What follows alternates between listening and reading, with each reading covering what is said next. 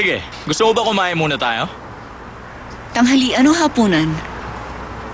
Late na kasi para magtanghalian. Maaga pa para maghapunan. Mahirap na malipasan ng gutom. Papa, pumutok yung lobo ko. Ayos lang, bibilin lang tayo ulit. Tahan na. Tahan na, anak. May ginawa ka ba masama? Wala, no? O baka naman may pinagtataguan ka? Bakit? Wala naman. Siguro nga, baka mali ako. Seryosong tanong. Sigurado ka bang nakita mo na si Melchizedek? Bago ko sagutin, baka may gusto kang sabihin sa akin. Wala naman. Ah, wala. Wala. Sigurado ka? Uminom ka ng kape. Para naman, mahimasmasan ka. Hindi ako mahilig uminom ng kape. May lamang kasi itong 85 milligrams ng caffeine. 200 milligrams nito, hihingalin ka na. 1,000 milligrams naman, manginginig ka na. Parang ganito, kita mo? Marami ka palang alam. Detective ako eh.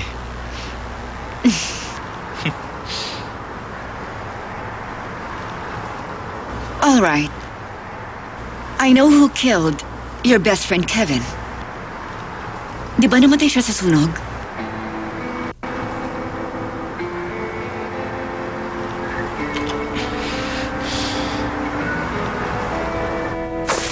China? Big time yan, Brad. Ang biktima ay napadalaman na isang Koreano sa Tete ng Washington.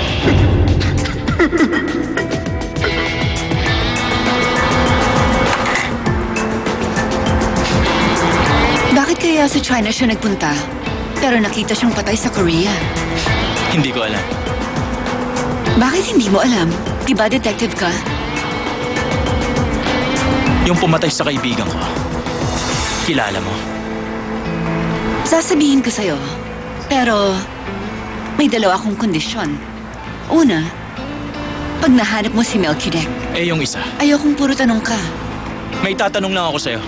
Hindi ba kasasabi ko lang?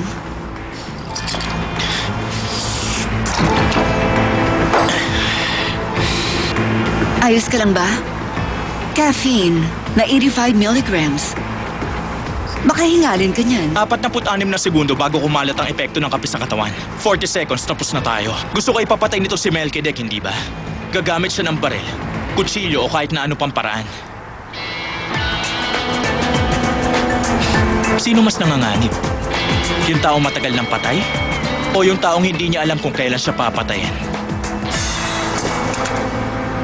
Ikwento mo nangyari kay Kevin. Bago kita tulungan. Ganyan bang pagtrato mo sa mga VIP client? Hindi ka pa nga nagbabayad sa akin eh. O sige, magbigay ka ngayon.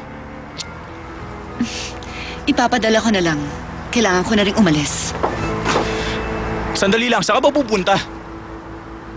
Sa Japan, barkong sasakyan ko. Ba't di ka pa mag-aeroplano? Aerophobic kasi ako. Sasama ako sa'yo. At bakit? Nasa Japan kasi si Melchizedek.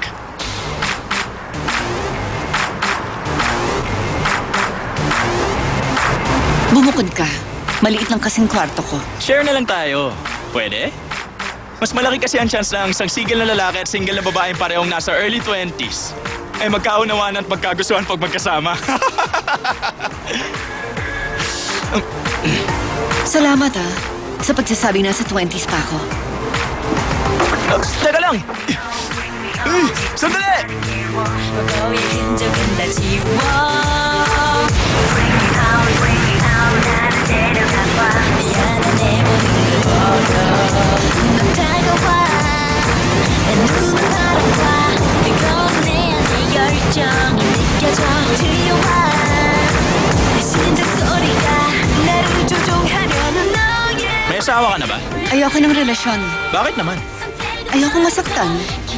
Alam mo ba na ang utak ng tao ang siya nagpapagana sa lahat ng emosyon? Bakit? Kasi hindi nasasaktan ng utak. Ni hindi nga ito nakakaramdam eh. Kung may sasakit man, yun ay ang muscles na nakapaligid dito.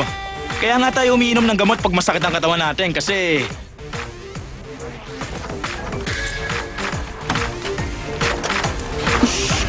Pambihira ka naman, kinakausap pa kita, iniwan mo ako.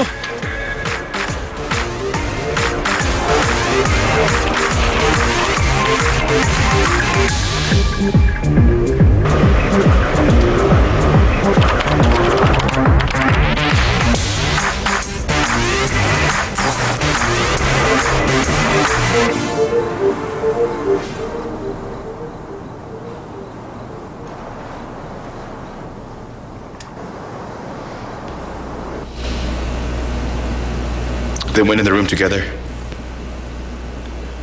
Yes. That's it? No explanation? I'm sorry.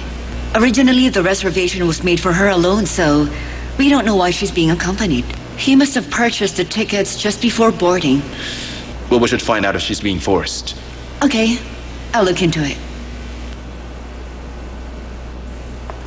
Sophie, Yes. make sure she doesn't know we're watching. Yes, sir.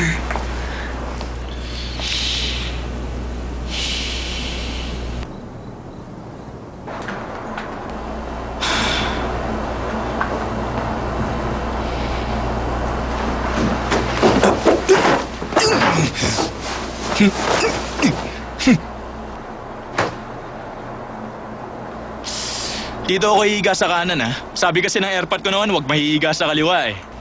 Paano ang batas na keep left? Always keep to the left. Matagal ng batas yan, hindi ba? Simula noong July 2010, ang batas na ngayon ay always keep right. Eh di dyan ako sa right.